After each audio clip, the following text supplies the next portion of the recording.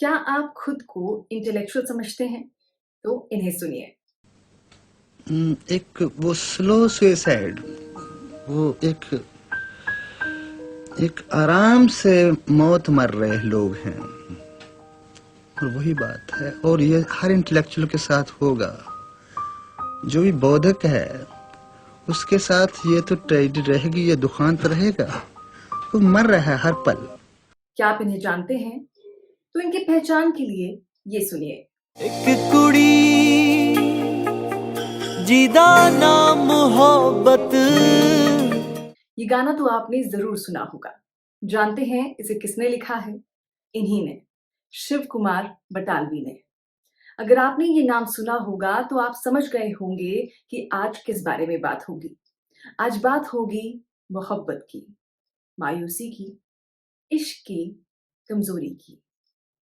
शिव कुमार बटालवी एक ऐसे शायर, कवि और सिंगर जिन्होंने सिर्फ 36 साल की उम्र में ही इस दुनिया को अलविदा कह दिया, और उसका कारण था लिवर फेलियर।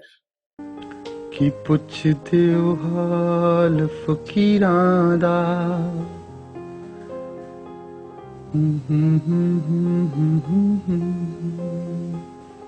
कि पुछदे ओ हाल फकीरां दा, साडा नदियों विछड़े नीरां दा। क्या है शायर से शराब के आदी होने की बीच की कहानी? क्या कोई इतना मायूस हो सकता है? क्या कोई इतनी शराब पी सकता है कि जान ही चली जाए? तो चलिए, आज हम आपको मिलवाएंगे शिव कुमार बटालवी से, उनकी प्यार भरी और दुख भरी कहानी से। शिव की जिंदगी में प्यार को लेकर बहुत दुख था। उन्होंने जिंदगी में 2 बार मोहब्बत की और दोनों बार वो मुकम्मल ना हो सकी। उनकी पहली मोहब्बत हिमाचल के बैजनाथ से शुरू होती है और दूसरी किसी दूसरे कवि की बेटी से। पहली मोहब्बत में कुछ ऐसा होता है जो शिव के हाथ में भी नहीं था। दूसरी मोहब्बत में समाज का डर उनकी मोहब्बत के नाकाम होने का कारण बन बैठा। बटाला शहर के रहने वाले शिव की मोहब्बत तो मुकम्मल ना हो सकी, लेकिन उन्होंने इस वजह से दुनिया को वो कविताएं दी जो आज तक हमारे सामने हैं। जैसे आज दिन चढ़िया कि पुछदे ओ हाल फकीरां दा, एक कुड़ी, लेकिन एक कुड़ी सबसे खास है क्योंकि इसके पीछे है उनकी पहली प्रेम कहानी। इस प्रेम कहानी की वजह है मैना, जिससे शिव प्यार कर बैठे थे। शिव की पहली प्रेम कहानी की शुरुआत होती है हिमाचल के बैजनाथ से। बैजनाथ में मेले के दौरान शिव की मुलाकात मैना नाम की लड़की से होती है। ये मेला 11 दिन का था, लेकिन मेले के 11वें दिन मैना मेले में नहीं आती तो शिव उसे ढूंढने निकल जाते हैं। इसी दौरान वो लिखते हैं एक कुड़ी, जो आपने जरूर सुना होगा। वो इसे इश्तिहार की तरह लिखते हैं, जैसे वो मैना के बारे में बता रहे हों। मैना को ढूंढने निकले शिव को पता चलता है कि मैना की किसी बीमारी की वजह से मौत हो गई है। ये पहली बार था कि शिव के साथ कुछ ऐसा हो रहा था। इस दौरान शिव को लगता है कि उनकी जिंदगी खत्म हो गई है और वो कभी इस गम से उभर नहीं पाएंगे। और सच में ये उनकी दुखों की सिर्फ शुरुआत थी। पहली मोहब्बत नाकाम होने के बाद शिव प्यार को दूसरा मौका देते हैं। शिव अपने बड़े गुरबख्श सिंह जी की बेटी से प्यार कर बैठते हैं। लेखक गुरबख्श अपनी कविताओं में प्यार मोहब्बत के बारे में ही लिखते थे, लेकिन जब अपनी बेटी की बात आती है तो वो इस रिश्ते से राजी नहीं होते।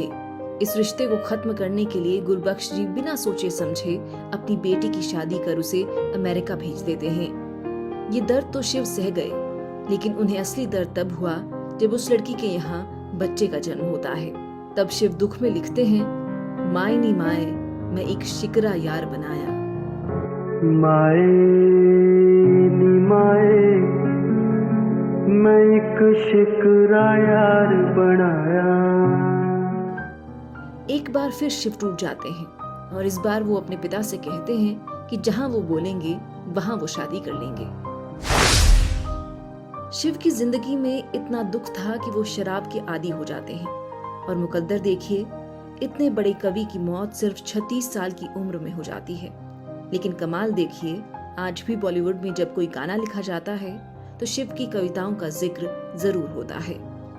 लेकिन एक समय ऐसा था कि शिव की सारी कविताएं और रिकॉर्डिंग्स जला दी गई थी। डायरिया तो नकबा उनकी जलाई दी गई चुराकर। बड़े शर्म की बात है कि पंजाब में आकाशवाणी में जो शिव की रिकॉर्डिंग हुई थी उनको डिलीट करा दिया गया।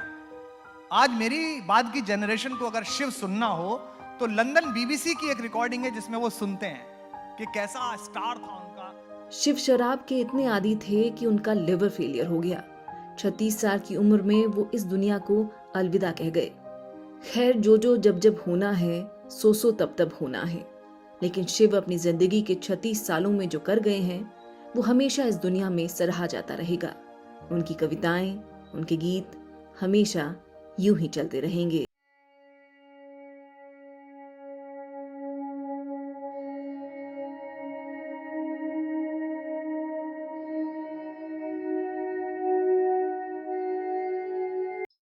अगर आप वीडियो के आखिर तक पहुंच गए हैं तो आपका बहुत बहुत शुक्रिया। वीडियो को लाइक और शेयर करना बिल्कुल ना भूलें। और अगर आप ऐसी और वीडियोस देखना चाहते हैं तो लर्निंग भारत को सब्सक्राइब जरूर करें।